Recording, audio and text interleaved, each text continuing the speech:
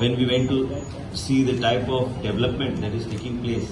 And sir, with your visionary leadership and with the proactive Honorable Chief Minister of the State of Goa, Dr. Pramod Sawantji, who himself comes from this field of Ayurveda, and your vision of having these inter-Ayush facilities and integrating it, the vision of the Honorable Prime Minister Narendra Modi ji of having made this not only a national kind of integration of utilization of this form of medicine of Unani, then Siddha and several other streams which we have been always propagating.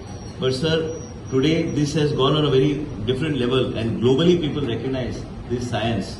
And fortunately for us, with the support of the Chief Minister, it is his baby today that he had this passion to have this facility started here, having the CCRAS here situated here in this old historic building. Sir, this is one of the oldest building in the state of Goa, the oldest Goa Medical College, which has a long history, sir. And having this here and putting this such a old building with such a historic history to it to use, and having this type of facilities here under one roof, I'm sure this will benefit the people of the state of Goa. बहुत खुशी है कि आज इस Ayurveda health service का, Ayush health service का inauguration हो रहा है और ये लोगों के सेवा में पहले से ही था, लेकिन आज से ये तो ऑफिशियली शुरू हो रहा है।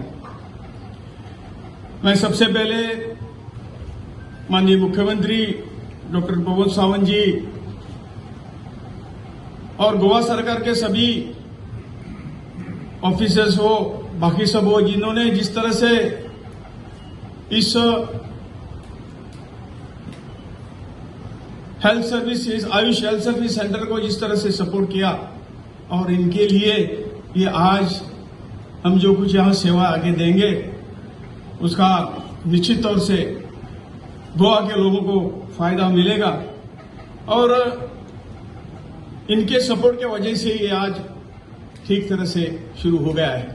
Again, the Ayush visa, which is introduced by Honorable Prime Minister, जो आयुष वेलनेस के ट्रीटमेंट लेने के लिए जिस किसी को अपने कंट्री में आना चाहिए, he can take the separately Ayush visa और वो अपने देश में आ सकता है। ये बहुत बड़ी बात उन्होंने देश के लिए कर दी। इसके बाद में मैं ये बताऊंगा कि सबसे ज्यादा माननीय मोदी जी का प्रेम आयुर्वेद के ऊपर और आयुर्वेद से लेके गोवा के ऊपर, जितना आयुर्वेद और आयुष को यानी आयुष की जो 35 रिसर्च अस्पताल गोवा को दिया, उतना और किसी स्टेट को नहीं दिया है। इसलिए honourable prime minister Narendra Modi ji का मैं बहुत बहुत धन्यवाद करता हूं।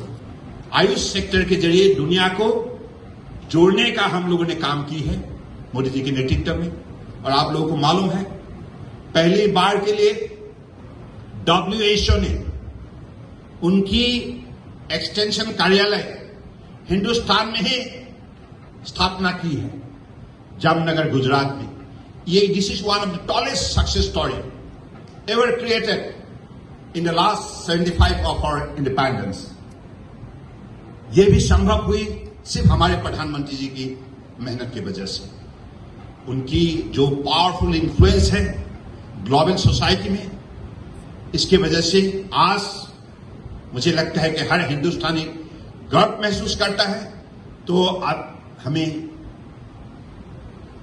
उनकी दिए हुए शक्ति के आधारित हमें मेहनत करना होगा, परिश्रम करना होगा और भी इस सिस्टम को आगे बढ़ाने के लिए हमको काम करना होगा। मैं विशेष रूप से गोवा सरकार को धन्यवाद देता हूं, डॉक्टर चौहान जी को धन्यवाद देता हूं।